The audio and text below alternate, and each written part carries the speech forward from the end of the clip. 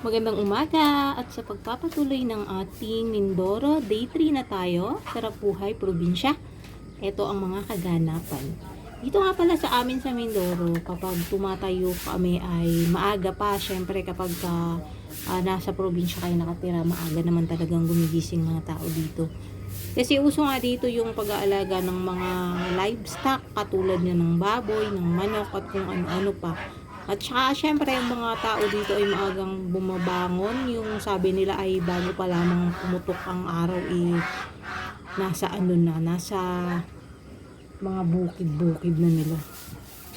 Ayan, eto ang sa amin dito. Yan yung kadalasang ginagawa kapag nandito kami sa probinsya. Eto, at syempre dahil pangatlong araw ko nga dito, tumayo ko syempre ay tanghali na at syempre hahanap tayo naman ng gagawin natin para man lang makatulong at meron tayong silbi, di ba? Ikot-ikot lang tayo dyan para makahanap tayo ng gagawin. Kasi dito naman ay hindi ka mauubusan ng gagawin. Ay nako, ay tungo nga naman pagkakarami ng gagawin dito kapag ikaw nasa probinsya. Pero yun nga, kapag atas ng gawain mo sa umaga, so luto-luto ka na lang nun, i-prepare mo na lang yung mga pagkain mo, pwede ka nang magpahipahinga. Ganun lang din naman kadalasan dito kasi nga dahil probinsya, hindi pa uso yung mga office work, ganyan. Yung alis ka ng umaga, dun babalik ka ng hapon. So ayan, ganyan lang ang buhay dito. At nga naman itong ating dalawang aso dito na lagi na lang sa kalsada nakatingin. Pero galit na galit ang mga yan kapag may dadaan. Sabi ko nga, saan kaya dadaan ng mga tao ay kalsada yun? At syempre, chinek ko nga din naman yung ating mga manok doon sa loob ng kulungan. Meron kasi doong mga manok na nangingitlog. May inahin doon, may mga tandang din. Tapos, dalawa pa lang yung sisiw na nandoon. Check ko din sila, titingnan lang natin yung tubig kung meron pa sila. Tapos, yung pagkain nila. Tsaka syempre kapag kailangan ng walisan yung kulungan para malinis sila, kailangan ding linisin yun. At doon naman pala sa parting yun, nandun nakakulong pa yung ating mga pabo. Kasi meron tayo ditong 6 na pabo na medyo bata-bata pa sila. Kapag kumakain kasi sila, nakakulong sila doon kasi inaagawan sila na itong mahahabang liig na gansa. Ang pagkatatapang naman ng mga ito. Kaya kinukulong muna yung mga pabo para mas makakain sila ng marami. Tapos pakakawalan din sila niyan kapag katapos nilang kumain. Kasi hindi sila pwedeng ikulong ng matagal dun. Dahil nasa lupa nga yung kulungan. Naandun din naman yung mga langgam. Naku, pag-atake ng langgam, may kaawa-awa namang mga pabo na at medyo masihilang pa nga naman. Dito meron din nga pala kaming 45 days na alaga ng nanay ko. Tapos, meron dong nag-iisa at bukod tanging manok doon sa ilalim ng 45 days. Doon siya palagi kasi masipag siyang kumain. Ayan, lumabas na nga siya. Pag-alagala lang siya. Hindi naman kasi umaalis ito ng bahay ang manok na ito. Hindi naman ito pumupunta ng kapitbahay o lumalayo sa gubat. Andyan lang siya, parang manok bahay lang siya dyan. Tapos, ayun, pagkakataba-taba na at ang pagkakatakaw naman. Kasama niya palagi dyan yung mga aso. Kilala naman siya niyan. Mga yan, di naman siya inaaway ng mga yan. At kung titimbangin mo nga, siguro ay nasa 2 kilo, magta-3 kilo na itong matabang manok na ito. Ito naman, sa awa naman ng Diyos ay napakasipag naman ito mangitlog. Kasi araw-araw itong nangingitlog. Yan, true lalo. Araw-araw yan, walang palya. Ganyan talaga siya. Hindi ko nga alam kung anong klaseng manok yan. At kahit ang tatay ko tinatanong din sa akin kung ano daw kayong klaseng manok yan. At bakit daw yan ay araw-araw na nga ng itlog. At hindi naman yan naglilimlim. Itlog lang talaga siya ng itlog. Kaya sabi ko naman sa tatay ko, sa pagkakaalam ko ay meron talagang ganyang manok. Hanggang pa-itlogin lang. Tapos hindi naman sila marunong maglimlim. Ang kanya nga palang mga itlog, iba din yung kulay niya kasi kadalasan ng itlog ng native naman ay yung puti-puti. Pero yung sa kanya parang mamula-mula, yung parang ma-brown-brown, organic, ganun. Yun ang kanyang itlog. At ang kanyang araw-araw na ginagawa ay pangingitlog lang. At ngayon ng umaga, dito nga sa tabi ng bahay na ito, yung parang garahe nila. May bubong kasi yun dyan. Andiyan naka-stack yung napakarami nilang reject na niyog. Kasi isa sa mga pangunahing pinagkukunan ng kabuhayan dito ay ang pagkukopra sa pagkukuha ng niyog. At yan na nga pala, kanina ay nakawala na itong mga mamasyal na ito, yung 6 na piraso nating pabo. Ayan na sila. At ng mga oras na yun, nakakuha na nga rin ako ng niyog. At sabi ko nga ay agataan ng ulam namin. Yung masarap na naman dito sa probinsya yung mga gata. Isa pa ay libre lang at hindi naman binibili. May pinanghihingi lamang dito. Basta ikay masipag, ikay hindi magugutom at hindi ka mawawala ng ulam. Sabi nga naman pala dun sa mga pinapanood kong video, ayun daw niyog o yung sabaw daw ng niyog ay maganda rin pinapainom sa mga native na manok. Kasi daw yan yung mga yan ay nagpapalambot daw ng karne ng native. Ang sabi. Kaya naman nung ako yung nagbiyak na ng niyog ay sinahod ko rin. Tapos dahil nga nandito naman yung ating mga paboy at bukas ko sa kanila kung gusto nilang inom. Yan, titingnan naman nila. Kasi kung effective sa manok yun, pwede rin naman yun sa mga pabo. Pero mukhang hindi naman nila nakursunadahan. Kaya hinayaan ko na. Ayan, meron nga pala tayo dito ng isang tandang. Ang isang ito ay nakatali dahil ito ay matapang din. Kaya siya ay pinatalian dyan. Nga pala pinaparami pa namin. Kasi meron kaming tandang ditong dalawang magkapatid. Medyo bata-bata pa. Kaya hindi pa sila nagiging talagang nagpapaitlog ng mga inahin. Kaya sila tiyaga-tiyaga muna hanggat sila maliliit pa. Pag lumaki ang mga yun, dadami na ang tandang. Ayan, nasabi ko nga kanina, gagataan ko na lang ang mga gulay. At nga yung mga gulay dito. At dahil nga nasa probinsya lang, puro hingila ang mga yan. Yan, at dahil dito nga sa amin ito ang lutuan. O yan. Lilinisin muna ang tungko. Ang tawag ko dyan sa amin ay tungko. Ayan. Ako ginagawa ko talaga, tinatanggal ko yung gabok. Yung gabok na tinatawag. Yung mga tira-tira ng mga nasunog na kahoy. Gabok.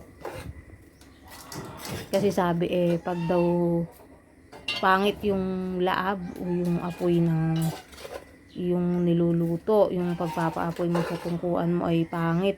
Minsan ang dahilan dun ay puno na ng gabok yung iyong tungko. Hindi na maayos na nakakapagpaapoy dahil nga medyo masikip na.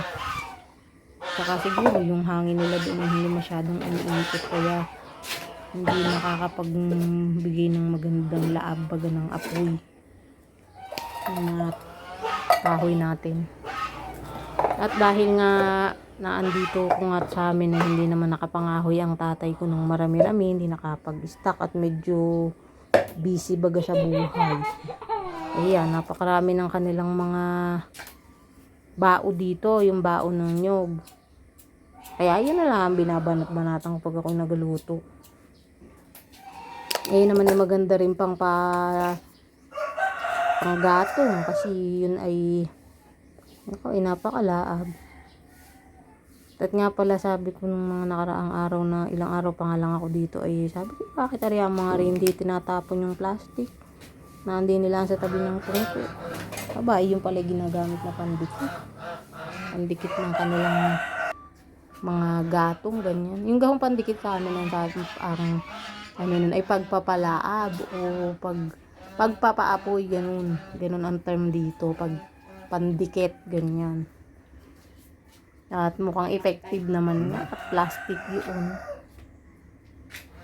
Yan, simula nga pagkamaliit namin ay gayaan ng aming ginagamit dyan.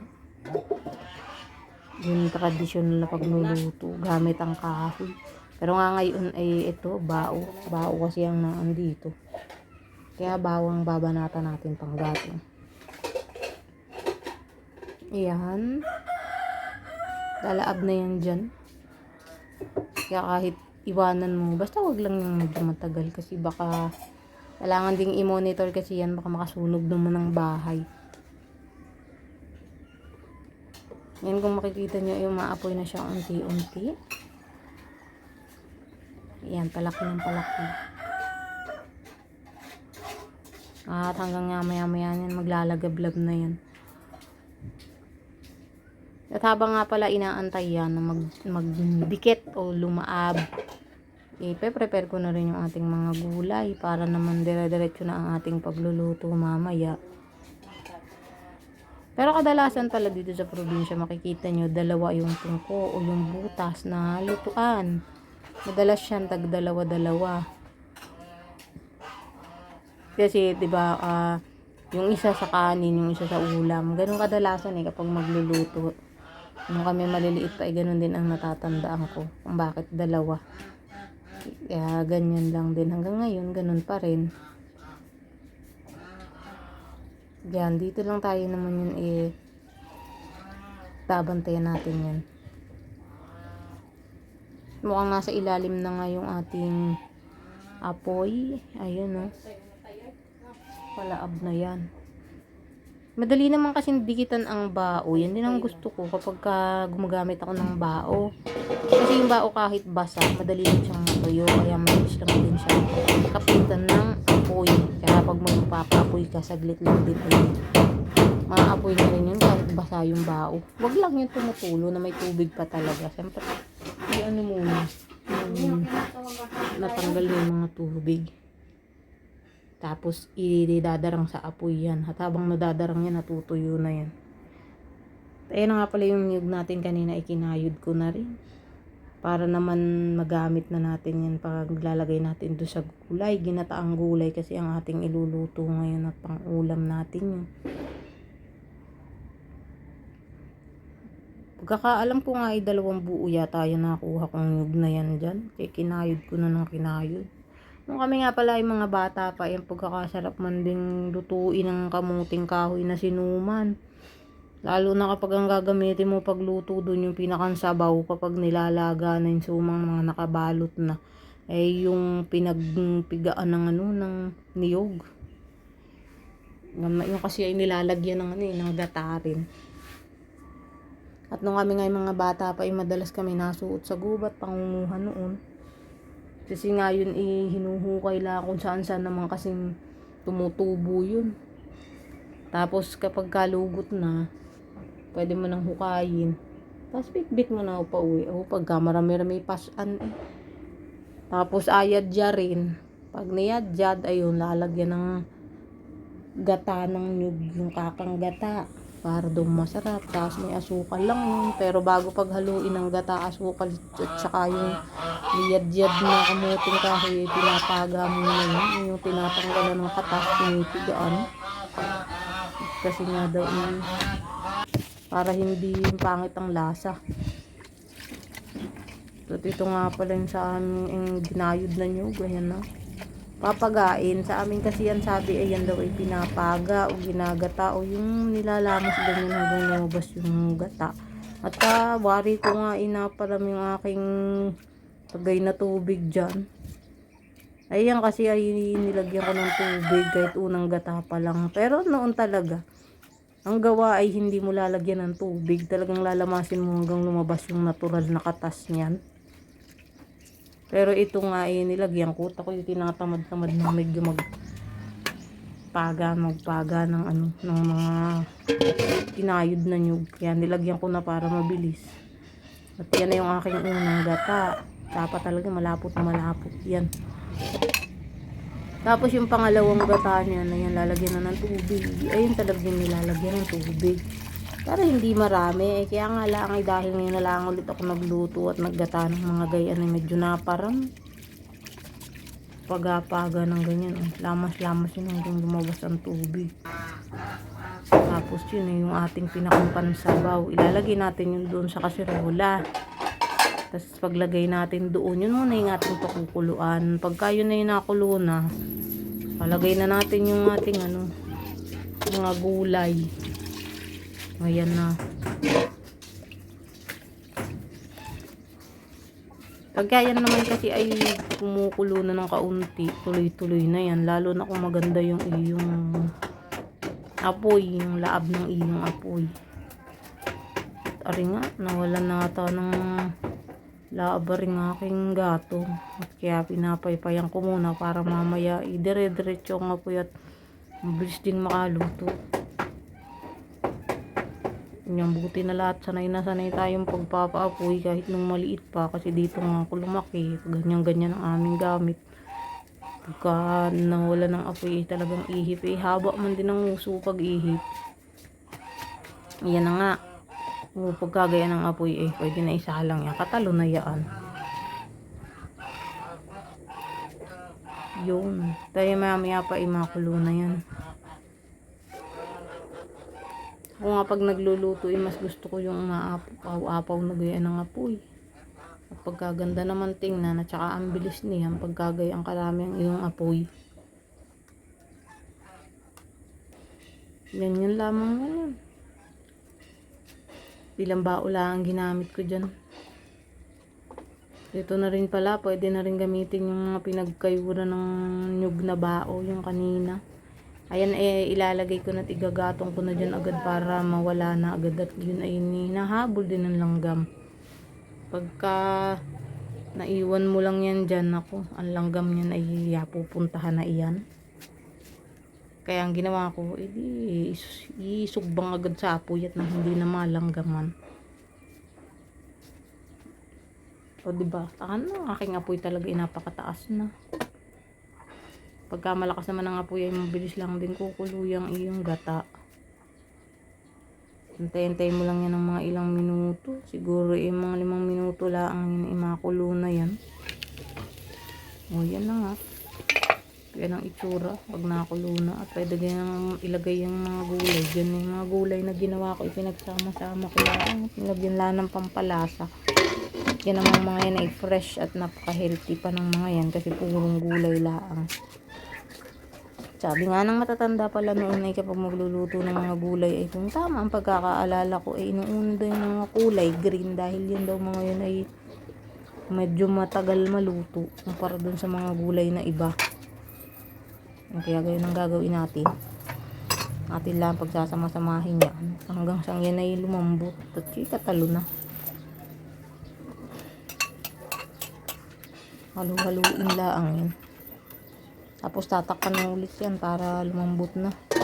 Mamaya na natin yung lalagyan ng pampalasa kapag yan ay malapit ng maluto. Tsaka pag naglagay na lahat ng gulay. Siyempre asin lamang ang uso dito. Tsaka yung betchin. Yan lamang ang pampalasa dito. Hindi sila mahilig gumamit ng magic syrup. Ayun, at matatansya naman nga kapag pwede nang ilagay yung kakang gata o yung naunang gata.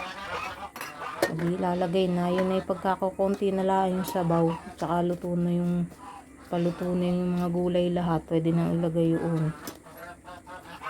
Para malasa din. Yung nga naman agang-aga pa rin tatay ko. Ibising-busy na din. Pari nagawa ng kulungan ng pabo doon banda. Kasi nga walang maayos na kulungan ng pabo. Maliit kasi yung kulungan nila tapos may langgam-langgam pa doon. Kaya dapat ay gawan din sila. Sabi ko huwag masyaduhan at mainit. At ito nga pala yung tinatawag na sapal. Yung pinagtigaan ng nyug. Kinakain din yun ng mga native na manok. At ito naman yung aming mga native na baboy. Ayan ako, tuwang-tuwa mga yan sa mga dahon ng saging at mga katawan ng saging na maliliit pa. Yan ay inagawa nilang merienda at yung mga yan ay nag-iiyakan kapag gutom na. At dapat yung mga yan ay laging nanginunguya para hindi sila mag-ingay kasi laging gutom. Yan naman ay dito dahon-dahon lang ang kain. Hindi naman sila masela na sila naman yung mga kaya pala ay 6 na piraso. 2 brown ay magkapatid. Tapos yung 4, yung 3 itim at 1 puti, ayun naman ang magkakapatid din. Pero ang age ng mga yan hindi man nagkakalayo. Ayan, ganyan lang sila dyan. At sila muna inilipat doon sa kulungan sa may likod. At ito nga pala yung ating mga gansa. Ayun yung mga maiingay na matinding magbantay. Ayun, ano pa daw sa aso yan yung magbantay. At saka kapag natulog daw ang mga ito ay hindi naman talagang tulog. Matalas daw ang pakiramdam sabi lalo na kapag kagabi. At ayan nga ay maganda rin daw bantay, sabi nga. Meron kami dyan apat yan. Wala? But ito na nga medyo malalaki na nagpapakitang gilas na yung mga lalaking papo. Tinabukan na rin yung kanilang mga pakpak at saka yung kanilang mga buntot. Yan, ganyan na sila kalalaki nga. At nakawala na rin yung mga palahibo nila dun sa kanilang ulo. Yung nakakalbo-kalbo na rin sa Sino mahaba leg? Ikaw? Sino? Haba-haba ng liig.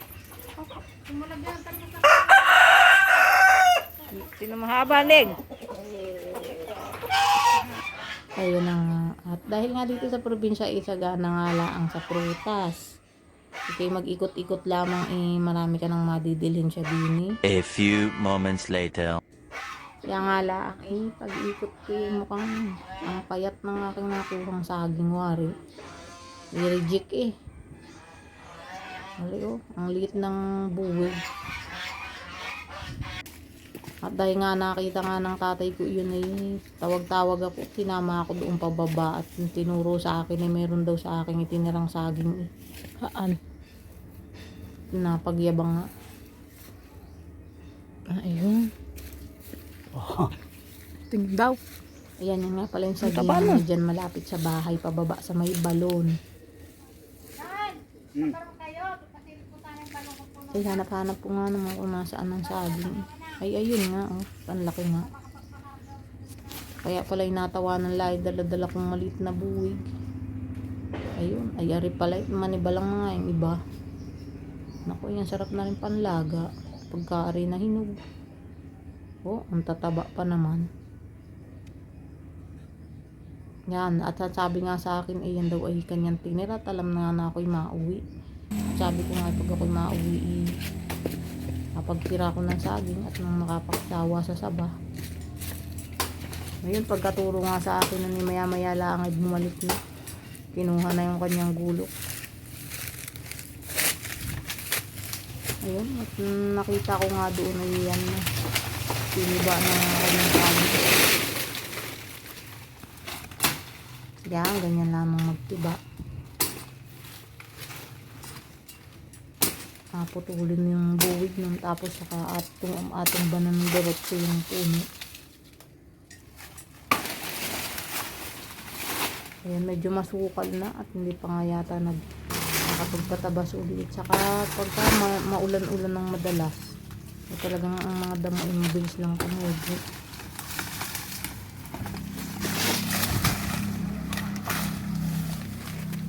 Ari na nga ang saging. Iwan eh. Nakuha na. Usong tayo. Kaya niya. Ay, malakas pa Ito yun, at inuwi na. At nadaanan ko nga din rin mga naka-plastic na langka yung kahapon. Maya pa pwede daw pahinugin ari. Ay, happy na rin apitasin. Pinalian nga ni tatay at para daw hindi gumulong mas malayo. At ari nga, di nila ang sa malapit nagpumatak. At nilagyan agad namin ng itrel para rin mahinog. Sabi manibalang na o magulang na daw. Ayun, initrel ko pa rin na para mabilis. O ito na ating saba. Manibalang na yung iba. Sarap na rin panlaga Tapos may langka pa. At ayun lamang ang mga kaganapan. See you next time.